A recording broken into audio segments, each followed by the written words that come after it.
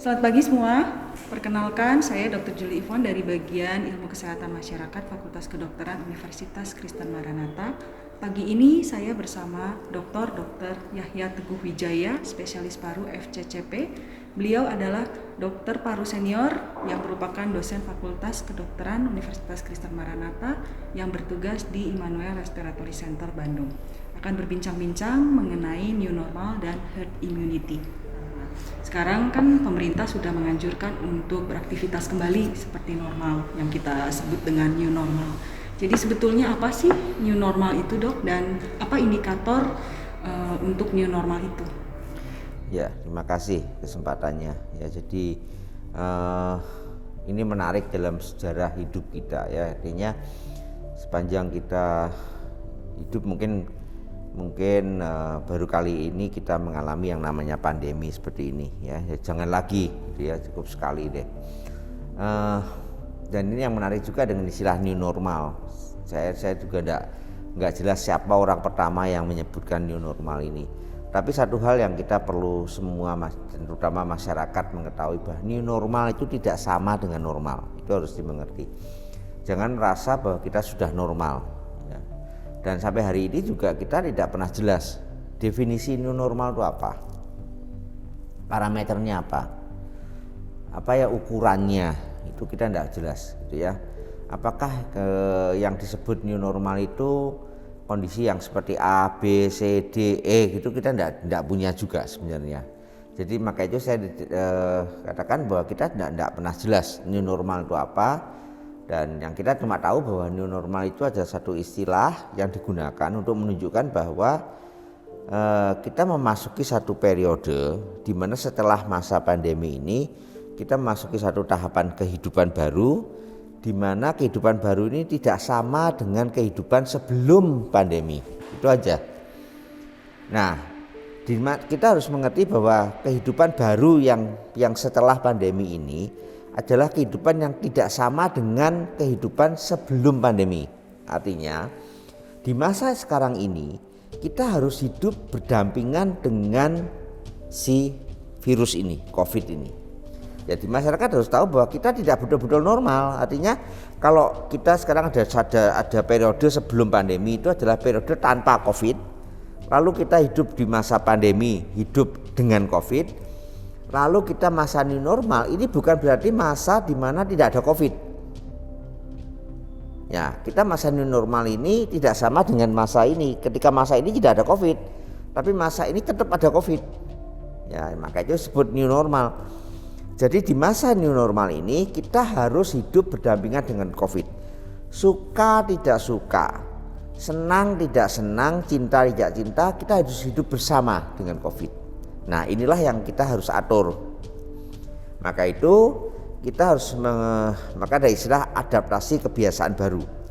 Di mana di masa yang setelah COVID, setelah pandemi ini, kita hidup berdampingan dengan COVID, kita mengadaptasi suatu kehidupan baru, suatu pola kebiasaan baru yang harusnya menjadi gaya hidup baru. Nah, itulah yang disebut new normal. Karena gaya hidup kita di masa ini tidak sama dengan gaya hidup di masa sebelum pandemi. Nah, itulah istilah new normal menurut saya gitu. Jadi dalam new normal ini kita harus mengadaptasi suatu kebiasaan yang baru ya. Mungkin apa saja kebiasaan-kebiasaan baru yang perlu kita lakukan untuk mencegah penularan COVID-19 ini, Dok? Ya, ini yang menarik karena kita harus membiasakan satu budaya baru ya, budaya kesehatan baru. Ada beberapa budaya kesehatan baru ini gini. Ada yang general, umum maksudnya, yang harus diberlakukan secara umum dan dilakukan secara khusus dengan kondisi-kondisi yang khusus gitu ya. Yang umum itu adalah satu, menggunakan masker. Jadi kita harus melakukan yang namanya gerakan memakai masker. Ibaratnya gini, dimanapun, kapanpun, sedang apapun, ya kecuali lagi makan atau minum ya, kita menggunakan masker. Itu yang pertama. Yang kedua adalah jaga jarak. Ya, dimanapun, kapanpun, dalam situasi apapun, jaga jarak. Yang ketiga adalah cuci tangan sesering mungkin dengan desinfektan atau dengan sabun dan air yang mengalir. Ya. Nah, yang keempat adalah kita membiasakan tidak menyentuh wajah kita. Ya, itu kita harus lakukan kebiasaan-kebiasaan seperti itu, gitu ya. Jadi jangan sebelum kita kepaksa harus menyentuh wajah kita. Usahakan kita cuci tangan dulu, baik dengan sabun atau desinfektan sebelum menyentuh wajah. Kelima adalah usahakan juga di tempat-tempat umum kita tidak menyentuh apapun. Misalkan ke pasar ini, ya. Kalau kita mau beli jeruk, jangan nyentuh-nyentuh apel, gitu. Misalkan itu. Biasanya saya amati biasanya ibu-ibu kan apapun dipegang gitu ya. Oh, apelnya gitu. Walaupun belinya mau beli ini gitu ya, tapi rasanya kalau megang salak, megang apel, walaupun mau belinya jeruk gitu ya, tapi rasanya kalau nggak enak kalau nggak megang, nah itu tidak boleh gitu. Kalau maunya beli jeruk ya sudah beli jeruk gitu, nggak usah megang yang lain gitu. Nah itu maksudnya. Ya itu lima hal ini yang harus menjadi kebiasaan, menjadi pola kebiasaan baru yang secara umum ya. Nah tentu saja lalu ada yang khusus misalkan bagaimana dengan kalau kita ke salon potong rambut misalkan, itu beda lagi. Bagaimana dengan kalau di restoran misalkan, bagaimana kalau tempat ibadah gitu ya, ke gereja, ke tempat ibadah yang lain, bagaimana polanya. Nah itu yang harus dilakukan secara khusus karena masing-masing itu tentu saja punya spesifitas gitu ya. Tempat ibadah ini harus ada pengaturan khusus gitu ya. Tempat ibadah misalkan gini, sebaiknya tidak menggunakan AC gitu ya, tapi lebih bagus kalau jendela dibuka dengan aliran udara yang terbuka. Nah itu lebih bagus daripada itu ya. Bagaimana dengan mall pengaturannya, bagaimana membatasi orang pengunjung di mall. Nah itu yang secara khusus, yang secara umum tadi yang saya sebutkan. Nah, itu seperti itu harus menjadi satu pola. Jadi ada yang kebiasaan baru yang merupakan satu umum, lalu kebiasaan yang khusus yang tergantung situasi tempat masing-masing gitu. Nah, penularan COVID-19 sendiri kan bisa melalui droplet, dan yang terakhir itu WHO menyatakan bahwa COVID-19 bisa menular melalui aerosol. Nah, jadi apa sih perbedaannya dok antara aerosol dengan droplet? Ya, sebenarnya aerosol atau droplet ini harusnya dari awal saya waktu dari awal sudah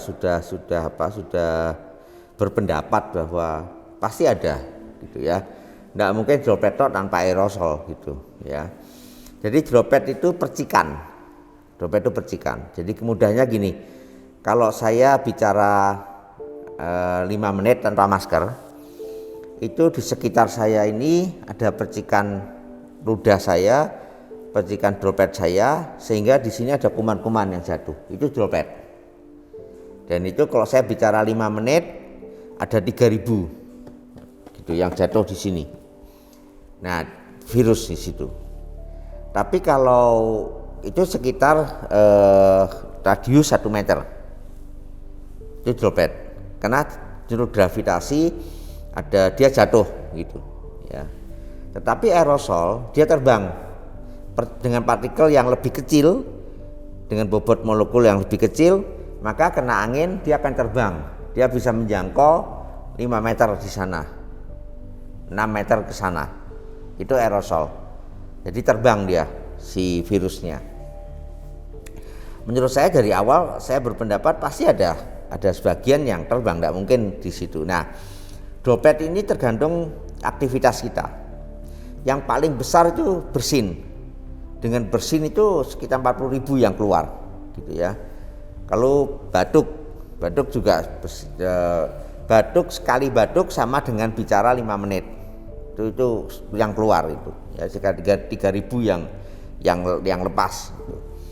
Nah, aerosol juga itu lebih yang terbang tadi lebih mungkin terjadi pada ruang yang tertutup. Maka saya bilang tadi, kalau kita ibadah misalkan di ruang tertutup AC nah itu jelas jadi tempat penularan. Artinya kalau si pendetanya misalkan di mimbar itu bisa jemaatnya yang duduk di bangku di ujung bisa karena aerosol tadi terbang ke sana.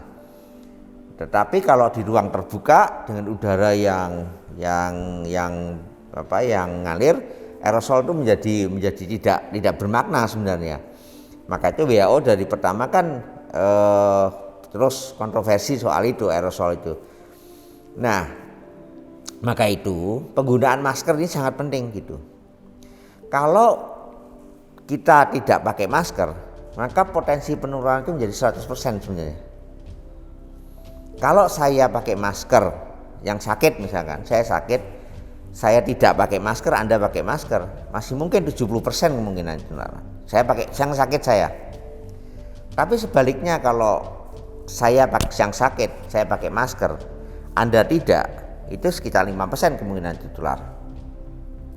Tapi kalau kita berdua pakai masker, saya sakit, Anda tidak, dua-duanya pakai masker, itu hanya 1,75% kemungkinan tertular. Jadi sebenarnya masker ini sangat efektif itu. Siapapun yang tertular, kalau kita kumpul di masyarakat, seandainya di masyarakat itu ada yang sakit, tapi kalau kita semua pakai masker, maka hanya 1 sampai 1,5% kemungkinannya, maksimal di 2% kemungkinannya kita bisa tertular. Maka itu saya tadi katakan, gerakan yang pertama adalah harusnya menjadi pola hidup yang pertama adalah penggunakan masker di tempat publik, ya, di tempat umum. Kalau kita di dalam rumah, oke, kalau kita tidak mau pakai masker, tapi di tempat publik biasakan pakai masker. Keluar rumah pakai masker. Maka itu saya mendukung apa yang dilakukan oleh Gubernur Jawa Barat dengan memberikan denda, ya kan? Kalau tidak pakai masker keluar rumah denda. Itu hanya untuk mendisiplin sebenarnya, bukan bermaksud dendanya itu, tapi untuk mendisiplin masyarakat supaya mau pakai masker gitu. Dan pakai yang benar gitu ya. Seringkali kita kan melihat orang itu pakai masker tapi nggak betul gitu kan. Ada yang hidungnya nggak ditutup, dia di bawah, itu sama aja. Kalau hidung kita tidak tutup, kita di bawah, kita memang melindungi orang lain karena dari percikan kita, tapi kita tidak melindungi diri kita menghirup punya orang lain, sama aja kan. Jadi saya katakan kalau kita berdua pakai masker, itu kita apapun maskernya, tidak harus beda loh. Masker kain juga sama-sama, itu potensi penularan hanya 1,75. Jadi aerosol tadi, seandainya ada virus terbang di udara, kalau kita berdua pakai masker atau sekeliling kita ini semua pakai masker, walaupun ada kuman yang beredar di udara, kita terlindung sebenarnya gitu.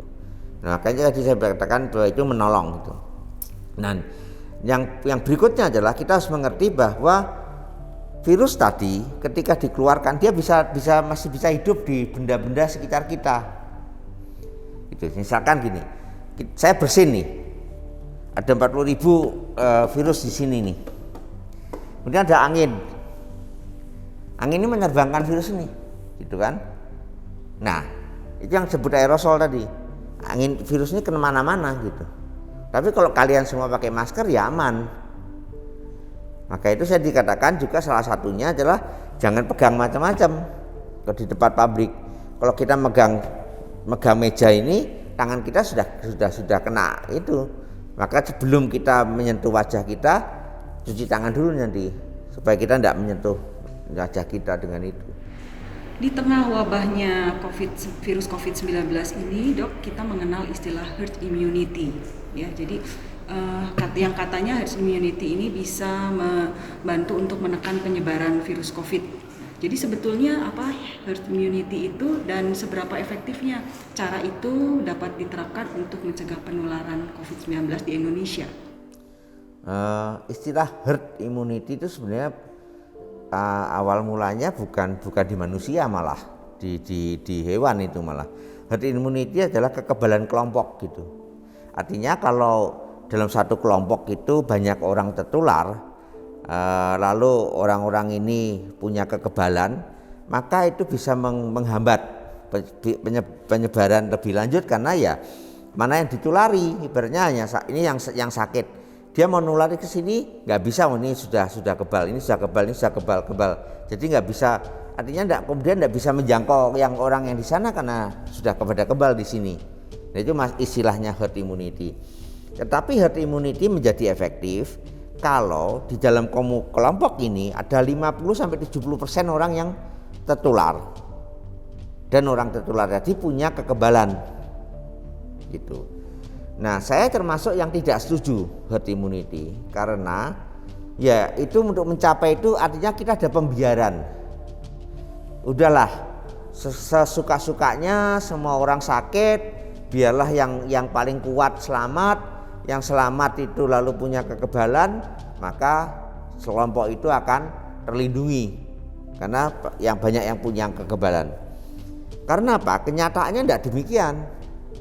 Studi sudah dilakukan di negara-negara yang lakukan pembiaran, itu antara lain Swedia misalkan, tidak ada lockdown di sana.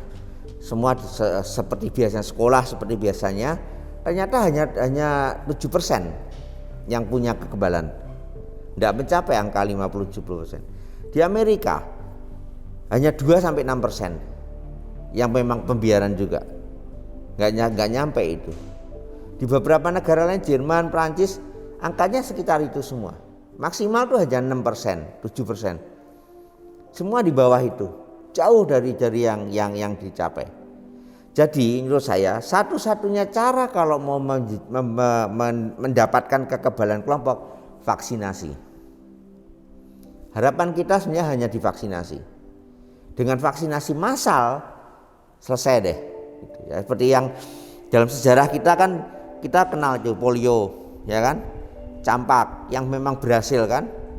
Itu prestasi besar itu dalam dunia kesehatan masyarakat. Kita bisa mengalahkan penyakit itu kan dengan vaksinasi. Polio, campak dengan vaksinasi massal itu kita berhasil mengalahkan. Nah, itu yang harapan kita.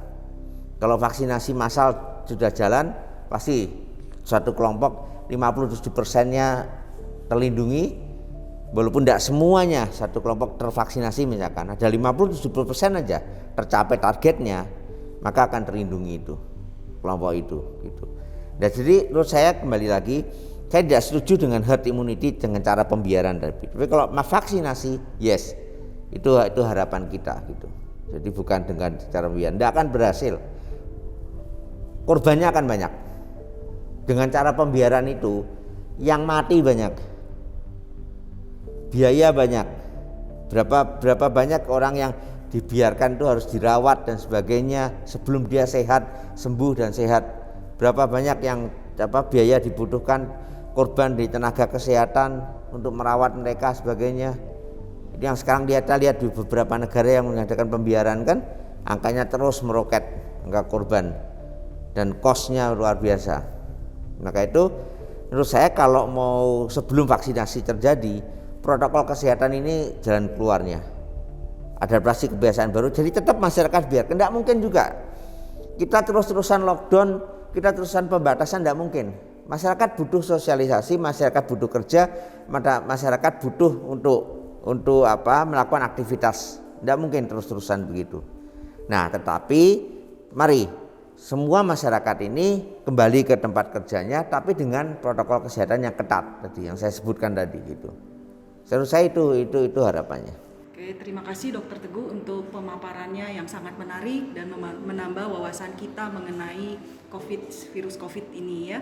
Jadi selalu diingatkan untuk selalu menggunakan adaptasi baru. Yang pertama adalah selalu menggunakan masker dimanapun berada. Kemudian yang kedua selalu menjaga jarak. Yang ketiga adalah selalu rajin mencuci tangan.